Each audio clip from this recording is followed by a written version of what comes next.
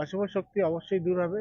বাংলার মানুষ তার রায় কিন্তু 26-এ দেবে, সেটা সকলেই, এবং এভরিওয়ান উইল ফলো দ্যাট। দেখুন, আমরা সকলেই পড়াশোনা করেছি, সকলেই ফার্স্ট হওয়ার ইচ্ছা থাকে। যে মেধাবী ছাত্র হয় সে ফার্স্ট হয়।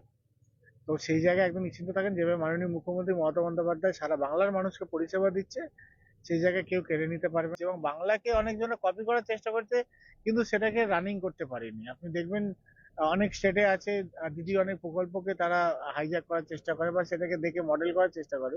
বাট মানুষকে পরিষেবা দেওয়া অত সোজা না যেভাবে মাননীয় মুখ্যমন্ত্রী মমতা বন্দ্যোপাধ্যায় করে।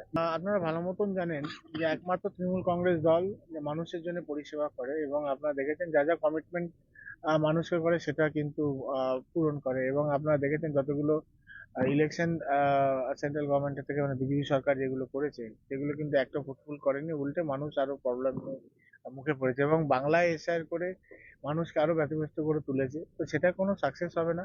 আমরা সকল তৃণমূল কংগ্রেস কর্মীরা রয়েছি, আপনারা দেখতেই পাচ্ছেন প্রত্যেকটা ফিল্ডে কিন্তু তৃণমূল কংগ্রেসকে পাওয়া যাচ্ছে।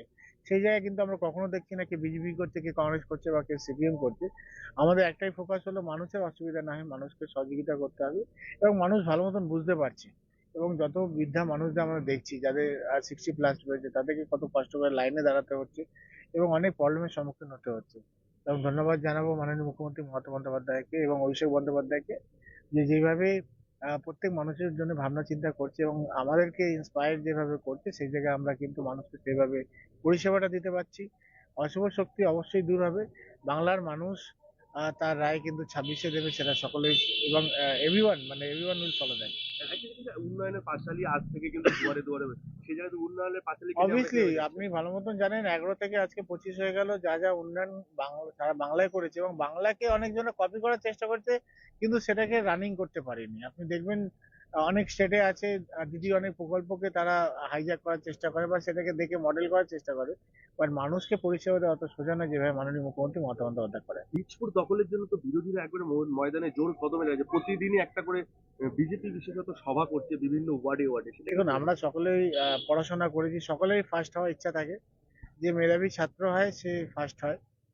তো সেই জায়গায় একদম নিশ্চিন্ত থাকেন, যেভাবে মাননীয় মুখ্যমন্ত্রী মমতা বন্দ্যোপাধ্যায় সারা বাংলার মানুষকে পরিষেবা দিচ্ছে, সেই জায়গায় কেউ কেড়ে নিতে পারবে না। কেন, যেভাবে মানুষ উপকৃত হচ্ছে, মানুষ বুঝতে পারছে যে বাংলা দরদি মুখ্যমন্ত্রী একমাত্র মাননীয় মমতা বন্দ্যোপাধ্যায় রয়েছেন।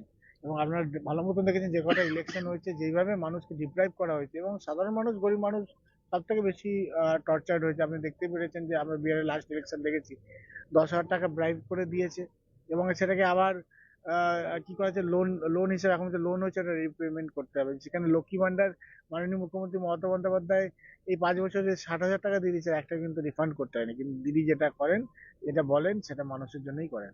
একটা কিছু বিষয় রাখবো যে অনেক জায়গায় অনেক জল্পনা তৈরি হচ্ছে, বারবার বিজেপি বীজপুরকেই টার্গেট করছে দখলের জন্য। ব্যারাকপুরে 7টা বিধানসভা, যেখানে বীজপুরে নজর বেশি কেন? একটা জিনিস দেখবেন, বিরোধীরা খালি মাননীয় মুখ্যমন্ত্রী মমতা বন্দ্যোপাধ্যায়, অভিষেক বন্দ্যোপাধ্যায়কে নিয়ে খালি সমালোচনা করে যাচ্ছে। কেন করছে? কেন মানুষ আস্থা রেখেছে মাননীয় মুখ্যমন্ত্রী মমতা বন্দ্যোপাধ্যায় এবং অভিষেক বন্দ্যোপাধ্যায়ের উপরে। অবভিয়াসলি যেভাবে বীজপুর বিধায়ক দুয়ারে দুয়ারে পৌঁছে গেছে, যেভাবে মানুষকে পরিষেবা দিচ্ছে, এবং প্রত্যেকটা অকেশনালি ওনাকে দেখা যায়, উনি কিন্তু জনপ্রতিনিধি হিসাবে কখনো এটা ডিফারেন্সিয়েট করে না এটা সিপিএম এর প্রোগ্রাম বা এটা বিজেপি প্রোগ্রাম বা বাকি কোনো প্রোগ্রাম রয়েছে সেখানে উনি থাকবেন না। কেন, উনি যখন জনপ্রতিনিধি হচ্ছে, যেভাবে মাননীয় মুখ্যমন্ত্রী মমতা বন্দ্যোপাধ্যায় বলেছেন যে মানুষকে পরিষেবা দিতে হবে, সেটাই কাজটাই করছেন। তো তারা ভয় পাচ্ছে, অবভিয়াসলি মানুষকে সেইভাবে তারা পাশে পাচ্ছে না।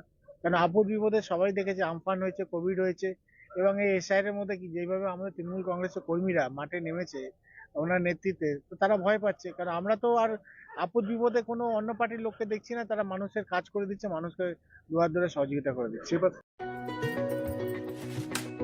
কেন এত চিন্তা করছো বলো তো? সামনেই মেয়ের বিয়ের এত খরচ, সোনার দাম দেখেছো? নিউ মথুরা প্রসাদ জুয়েলার্সে একদম পেপারের দরে সোনার গহনা পাওয়া যায়, আর মজুরি একদম আমাদের সাধ্যের মধ্যে। তাই তবে চলো আজই যাই। বিয়ে বা যে কোনো অনুষ্ঠানে সোনার গহনা মানে নিউ মথুরা প্রসাদ জুয়েলার্স। এখানে কাগজের দরে ও অতি কম মজুরিতে সোনার গহনা পাওয়া যায়। নিউ মথুরা প্রসাদ জুয়েলার্স, কাঁচরাপাড়া।